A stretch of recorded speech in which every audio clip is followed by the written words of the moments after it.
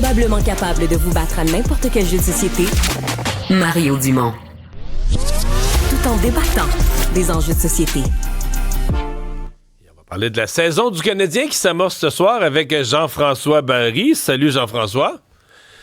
Salut Mario, on est quand même fébrile et excité. Oui, mais là, avant de te parler de hockey, c'est qu'on a des informateurs ici. Il y a notre collègue Isabelle qui était hier à la première de la Cage aux Folles et qui nous a raconté plus tôt ce matin que tu as été kidnappé pour aller danser, aller enrichir le spectacle de la Cage aux Folles hier soir.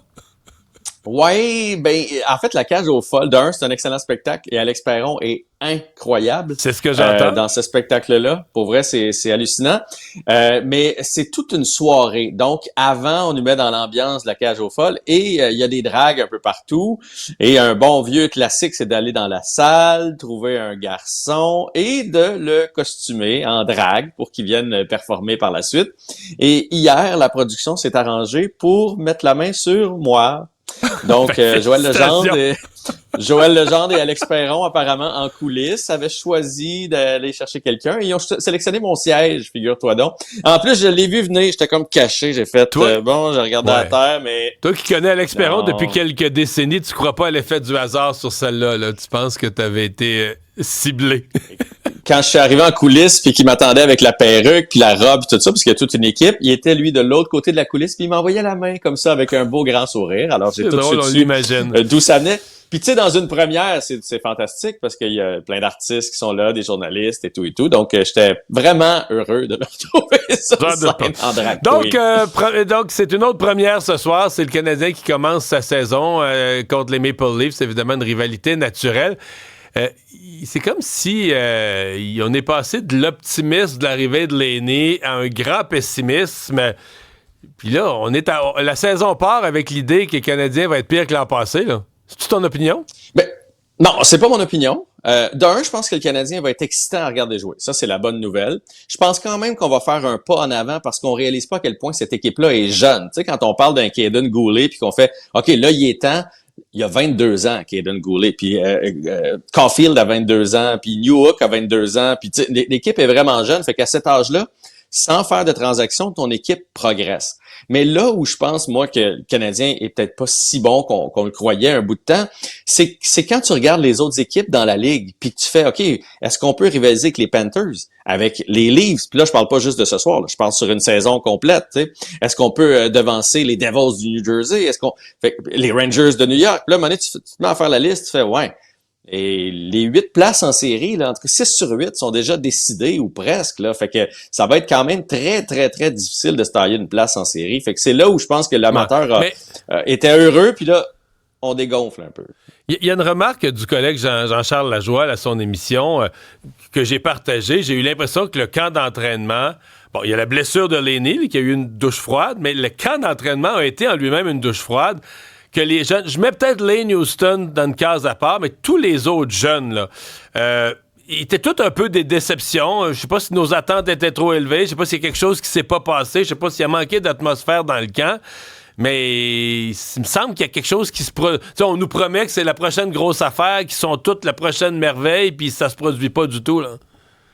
Mais en même temps, on a tellement peu habillé le trio de Suzuki, qui est, on va se le dire, là, c'est le cœur et l'âme de cette équipe-là. Là. Suzuki, Caulfield, Slafkowski, ça va encore passer par eux cette année. Puis là, avec tout le rififi qu'il y a eu, on les a pas habillés par peur des blessés. Fait que, moi, au contraire, j'ai trouvé que les gars avaient faim. Je trouve que les gars ont hâte de commencer la saison. Pour vrai, ces bagarres-là, cette intensité-là, puis l'avantage qu'on a peut-être sur l'an passé, c'est, tu sais, l'année passée, là, Slafkowski a commencé ça à 3, ça à 4. On n'était pas sûr d'avoir un premier trio. Dvorak était blessé, là. Vous allez me dire, c'est pas Dvorak qui va tout changer, mais Dvorak comme troisième joueur de centre pour tuer des pénalités, économiser Nick Suzuki, c'est intéressant de l'avoir. Fait que moi, je suis quand même, j'ai hâte. Lane Hudson, j'ai hâte de le voir jouer. Matheson, on sait que c'est un quart arrière maintenant. Fait que je trouve qu'il y a quand même une base plus solide que l'an passé. Mais ça, c'est peut-être moi qui ai les lunettes roses, là, mais... Le fameux deuxième trio offensif. Parce qu'on dit, si tu veux marquer des buts dans la Ligue, tu peux pas avoir juste un trio, parce que l'équipe adverse met ses joueurs défensifs les plus forts.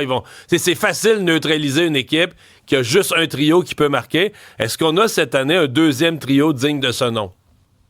Non. Et c'est là où la blessure à l'aîné vient tout changer. Parce que tu l'avais. Tu sais, quand tu joues contre une bonne équipe, particulièrement chez eux, ils vont mettre leur meilleur duo de défenseurs contre Nick Suzuki. Puis là, tu avais Kirby Dack qui s'en venait avec l'aîné sur la deuxième vague avec Newhook.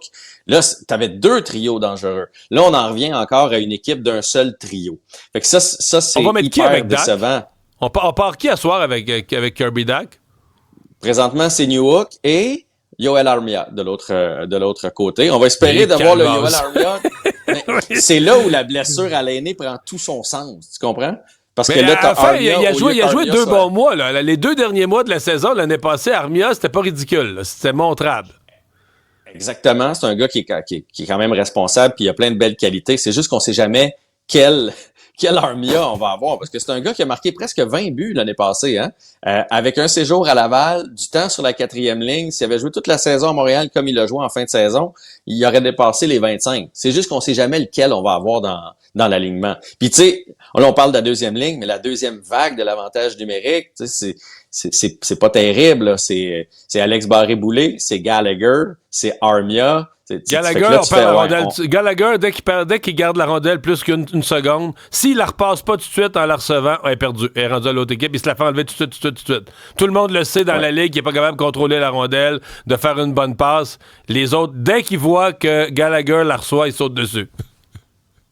Ouais, fait que tu sais, puis là, c'est ça. Bref, tu te ramasses avec un Anderson, un Gallagher encore, mais un pas dans la bonne direction, mais être dans le mix, malheureusement, je pense pas qu'on va être dans le mix. Tu sais, des équipes comme les Sénateurs, les Red Wings. C'est que si on n'est pas dans le mix des séries, le mix dans lequel on va être, c'est le mix d'un bon choix repêchage pour la 4e année consécutive. Là. Ouais, ou ce qui serait plate, Mario, c'est juste entre les deux. 25-26. T'es pas dans le top 5-6. T'es pas dans le mix, t'es entre les deux, donc tu repêches 10-12, là, quelque chose comme ça. Ça serait plate. Puis moi, j'ai l'impression que c'est là qu'on s'en va. Bon. Puis les gardiens? Les gardiens, c'est mon autre point d'interrogation. Tu sais, puis c'est drôle parce que même Martin Saint-Louis a dit Samuel Montembeault, là, il est numéro 1 pour l'instant, puis à lui de garder sa place. Fait, donc, ça prouve qu'on n'a pas un d'étiqueté. Est-ce qu'on va faire le travail de ce côté-là? Est-ce qu'il est capable de prendre une charge de travail d'un numéro 1?